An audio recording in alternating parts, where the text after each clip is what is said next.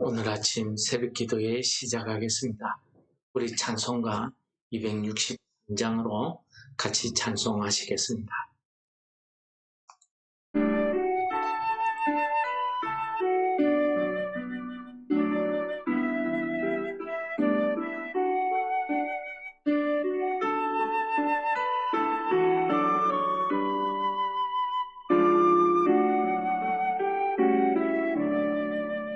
이 세상 험하고 나 비록 약하나 늘 기도 힘쓰며 큰 권능 얻겠네. 주의 은혜로 대속받아서 비와 같이 붉은 죄 눈같이 이겠네. 주님의 권능은 한없이 크오니 돌 같은 내 마음 못 녹여주소서. 주의 은혜로 대속받아서 비와 같이 붉은 죄 눈같이 이겠네. 내 마음이 약하여 늘 넘어지오니 주 예수 힘주사 굳세게 하소서. 주의 은혜로 대속받아서 비와 같이 붉은 죄 눈같이 이겠네. 죄사함 받은 후 새 사람 되어서 주 앞에 서는 날 늘 찬송하겠네. 주의 은혜로 대속받아서 비와 같이 붉은 죄 눈같이 이겠네. 아멘.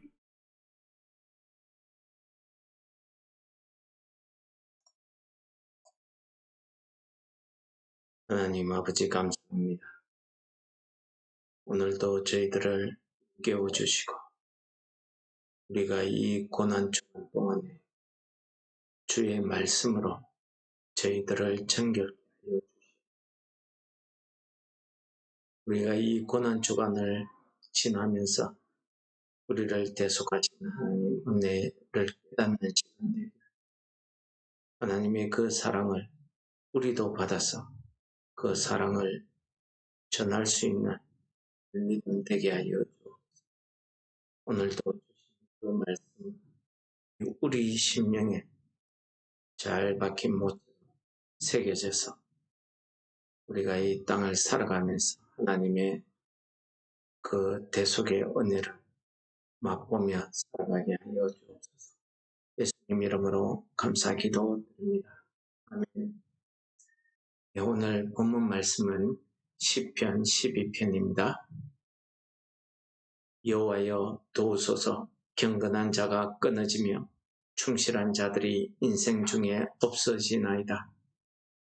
그들은 이웃에게 각기 거짓을 말하며 아첨하는 입술과 두 마음으로 말하는도다. 여호와께서 모든 아첨하는 입술과 자랑하는 혀를 끊으시니 그들이 말하기를 우리의 혀가 이기리라. 우리 입술은 우리 것이니 우리를 주관할 자 누구리요 하미로다. 여호와의 말씀에 가련한 자들의 눌림과 궁핍한 자들의 탄식으로 말미암아 내가 이제 일어나를 그가 원하는 안전한 지대에 두리라 하시도다. 여호와의 말씀은 순결하며 흙 도가니에 7번 단련한 은 같도다. 여호와여 그들을 지키사 이 세대로부터 영혼까지 보존하시리이다. 비열함이 인생 중에 높임을 받는 때에는 악인들이 곳곳에서 날뛰는도다. 아멘. 예, 오늘 이 시편 12편은 다윗의 기도입니다. 오늘 12편에 시작되는 표제를 읽어보시면 다윗의 시라는 것이 분명히 기록되어져 있고 인도자에 따라서 8번째 줄에 맞추어서 노래했다라고 기록되고 있습니다. 숫자 8이라는 것은 그 당시 사람들의 생각에는 심판, 마지막 때 이런 것들을 의미하기 때문에 숫자 8이 가지는 의미가 그들에게 상당히 충격적으로 다가왔을 것입니다. 또한 이 8번째에 맞춘다는 것은 낮은 남성의 음을 이야기하는데 이렇게 남성의 음으로 낮은 음에 맞추어서 노래하게 한 것은 다윗의 시로 노래하는 이 내용, 이 시대가 긴박하다, 급하다, 중요하다는 것을 의미하는 그러한 내용이라 말씀드리겠습니다. 오늘 말씀에서 가장 우리에게 주시는 메시지는 바로 1절 말씀입니다. 우리 오늘 본문의 1절에 보시면은 이렇게 이야기합니다. 여호와여 도우소서. 경건한 자가 끊어지며 불의한 자들이 인생 중에 없어지나이다. 예, 이 말씀에서 다윗의 기도는 한마디로 여호와여 도우소서 이 말입니다. 왜 그러냐 하면 경건한 자가 끊어지고 충실한 자들이 인생 중에 없어진다는 것입니다. 오늘 이 1절의 본문의 말씀을 우리가 바꾸어서 이야기하면 반대로 이야기하면 경건한 자가 끊어지며 충실한 자들이 인생 중에 없어지나이다. 여호와여 도우소서. 어떻습니까? 다윗이 이렇게 긴박하게 급하게 기도하는 다윗의 심정이 잘 드러나지 않습니까? 시편 12편은 대부분의 사람들이 다윗이 말년에 다윗 왕의 마지막 때에 기록한 내용이다라고 다들 이야기하고 있습니다. 다윗의 말년이 어떠했습니까? 우리는 말년에 대해서 구체적으로 기록된 내용은 없으나 우리가 열왕기상 1장에 보시면은 다윗 왕이 말년에 나이 들어 노쇠했는지 이들은 노쇠했는지는 모르겠으나 그가 체력적으로 굉장히 노쇠했고 그 체온이 낮아서 신하들이 왕을 따뜻하게 데피게 하기 위해서 왕의 체온을 유지하게 하기 위해서 수냄 여인 아비삭이라는 수냄 여인을 얻어서 왕의 침실에 넣었다고 합니다. 그런데 그 와중에서도 이 다윗 왕은 이 수냄 여인 아비삭 때문에 하나님 앞에 또 죄를 지을까봐 그 여인을 가까이 하지 않았다 하는 기록이 전해지고 있습니다. 그리고 다윗의 말년에 다윗의 장남인 아도니아가 스스로 왕이 되는 이런 반역을 일으킵니다. 오늘 말씀에 보시면 경건한 자가 끊어지고 충실한 자들이 인생 중에 없습니다. 이것은 아마 이 아도니아의 반역에 가담한 자들 중에 보시면은 다윗 왕의 군대 장관인 요압이 있습니다. 요압이 아도니아의 반역에 같이 가담합니다. 아마 그 요압을 염두에 두고 이렇게 이야기하는 것 같습니다. 이 요압뿐만이 아니죠. 제사장 아비아달이 또 이 일에 반응합니다. 같이 가담하죠. 이 제사장 아비아달은 참 그가 피난 압살롬의 반역 때 피난 올 때에 그는 그 제사장의 에봇을 들고 나와가지고 이 다윗을 도운 일이 있습니다. 경건한 자, 즉 아마 아비아달을 염두에 두고 이렇게 이야기하는 것 같습니다. 자기가 건강하고 자기가 왕권을 쥐고 흔들 때에는 자기 밑에 그렇게 정직하고 그렇게 경건한 사람들이 있었는데 지금 이들이 다 자기가 아파 누워 있으니 나이 들어 병들어 있으니 이들이 서로 반역을 깨하더라는 것입니다. 없어지나이다가 아니고 없어졌다라고 해석하는 것이 맞을 것 같습니다. 이렇게 다윗 왕의 말년에 다윗 왕 주변에 있는 사람들은 다 다윗 왕에게는 앞에 와서 이런 말을 하고 돌아서서는 다른 말을 하더라는 것입니다. 그것이 그들이 이웃에게 각기 거짓을 말하며 아첨하는 입술과 두 마음으로 말하는도다 라고 이렇게 표현합니다. 다윗 왕을 중심으로 한 그 왕권을 자기 왕이 누가 될 것이냐 이것 때문에 왕권을 다투는 그 암약이라고 할까요? 그게 막 소동이 일어나는 그러한 상황을 우리에게 잘 보여줍니다. 그러나 이 왕실에서만 그렇게 했습니다. 왕이 노새에서 누워 있으니 왕권이 바로 설 리가 없죠. 나라가 어지러운 때였습니다. 다윗 왕의 말년에 이스라엘 나라의 사회상을 그대로 보여주는 게 2절 말씀 아니겠습니까? 그래서 악한 자들은 이웃을 향해서 거짓을 말하고 또 돈 있고 권력에 보호하기 위해서 아첨하고 이렇게 거짓이 횡행하는 그런 시대를 맞이했다는 것입니다. 그래서 여호와께서 이런 모든 아첨하는 입술, 자랑하는 혀를 끊으시리니 끊으실 것이다 라는 것을 이야기합니다. 그런 아첨하는 자, 악인들의 이야기는 우리 혀가 이길 것이다. 우리 입술은 우리 것이다. 우리를 주관할 자가 누구냐?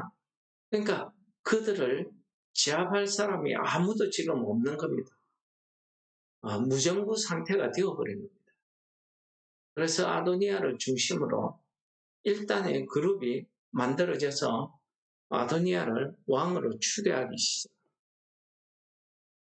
그러나 오늘 이 급박한 상황, 이 사회상을 그 소식을 들으면서 다윗이 하나님 앞에 기도한 기도의 내용입니다. 여호와여 도우소서. 여호와여 도우소서. 이 다윗의 기도에 대해서 하나님께서 하시는 말씀이 5절, 6절 이렇게 나타납니다. 여호와의 말씀에 그러니까 하나님께서 선지자 나단을 통해서 갓 선지자를 통해서 이렇게 하나님의 말씀을 들려주신 거지. 가련한 자들의 눌림과 궁핍한 자들의 탄식으로 말미암아 내가 이제 일어나 그가 원하는 안전지대에 이르리라. 한마디로 가련한 자들, 궁핍한 자들을 내가 구원할 것이다, 도울 것이다 라는 것을 말씀하는 거죠. 이것은 하나님께서 역사적인 사건으로 볼 때에는 하나님이 약속하셨던 그 솔로몬을 왕위에 세우는 이 일에 나단 선지자가 앞장서서 이 일을 추진하게 되고 왕에게 이야기하게 되고 해서 솔로몬이 왕으로 추대될 것이다 하는 것을 보여주는 역사적인 사건도 있지만은 여호와여 도우소서 하는 이 말에 대한 하나님의 응답인 하나님의 은혜가 필요한 사람들, 하나님을 의지하는 그 믿음의 사람들을 위해서 하나님이 구원을 일으킬 것이다 하는 하나님의 기도에 대한 응답이었습니다. 이러한 하나님의 말씀은 반드시 이루어진다는 그 믿음을 6절에 표현한 것입니다. 뭡니까? 여호와의 말씀은 순결하니 흙도가니에 7번 단련한 은과 같다. 그러니까 불순물이 전혀 없는 그런 상태를 이야기합니다. 하나님의 말씀은 반드시 이루어진다. 그것을 확정하는 그 믿음의 고백 아니겠습니까? 여호와여 그들을 지키사 이 세대로부터 영원까지 보존하십니다. 이것이 다윗의 기도였습니다. 오늘 본문의 마지막에 보시면은 비열함이 인생 중에 높임을 받을 때에는 악인들이 곳곳에서 날뛴다는 말로 오늘 본문의 말씀이 마칩니다. 그렇습니다. 하나님의 그 심판이 시작되기 전까지는 악인들이 악한 그러한 말들이나 그런 행위들이 곳곳에서 세상 곳곳에 일어난다는 거죠.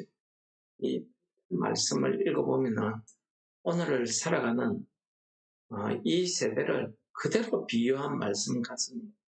우리가 이 땅에서 살아가려고 하면은 좀 이렇게 비열함도 있고 또 인간적인 그런 지혜로움도 있고 이렇게 해야 우리가 이 땅에서 살아갈 것인데 하나님의 말씀대로 정직히 살고자 하면은 이 땅에서는 보통 고난을 당할 수밖에 없고 이 땅에서는 바보라는 그런 소리를 들을 수밖에 없고 이 땅에서 살 때에는 아첨하는 입술, 거짓 두 마음으로 말하는 것 이런 것이 당연시 되어야 이런 걸 할 줄 알아야 이 세상에서 사회생활을 잘한다, 똑똑하다 뭐 이렇게 평가받는 거 아니겠습니까?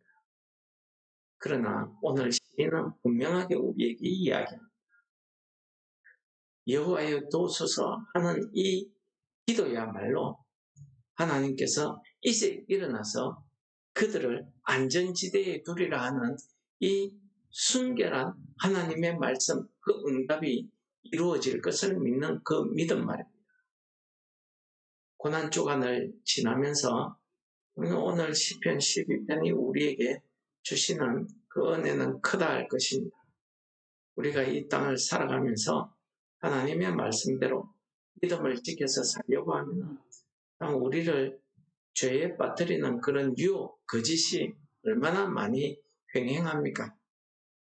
그 속에서 우리가 믿음을 지키기 위해서는 오늘 다시 하나님 앞에 기도하는 이 여호와여 구하소서 하는 이 기도가 오늘 아침 우리의 기도가 되어야 될 줄을 믿습니다. 단지 이것은 그냥 여호와여 구하소서 하는 그 기도가 아닙니다. 표제에 있는 말씀처럼 이제 마지막을 이야기하는 것입니다. 정말 목숨을 걸고 간절한 마음으로 하는 그 기도 말입니다. 예수님께서 십자가를 지시기 전에 감람산에서 하나님 앞에 3번 기도하는 그의 장면을 우리는 성경을 읽어서 잘 알고 있습니다. 마치 땀이 진하게 흘러서 피와 같더라 하는 그런 표현을 하고 있습니다. 예수님의 기도가 얼마나 고통 가운데서 하나님 앞에 여호와여 구하옵소서 하는 이런 기도였는지를 우리에게 잘 보여주시는 말씀 아니겠습니까? 우리 고난주간에 우리의 기도도 여호와여 구하옵소서 하는 이 믿음의 기도를 통해서 하나님의 응답이 우리의 삶 가운데 일어나서 내가 이제 일어나 그가 원하는 안전지대에 두리라 하는 이 구원의 말씀, 이 하나님의 응답이 우리의 삶 가운데 이루어지기를 이제 우리 말씀을 묵상하시면서 다 같이 기도하시겠습니다.